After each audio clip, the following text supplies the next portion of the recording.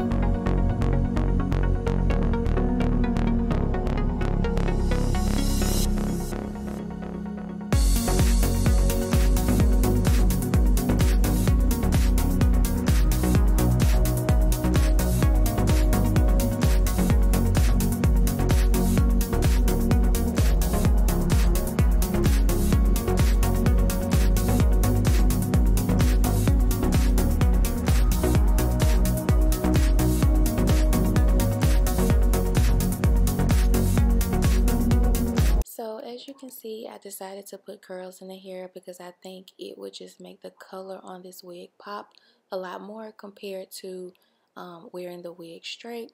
And so of course naturally the wig is going to curl pretty good anyways, because the original texture of this wig is a body wave.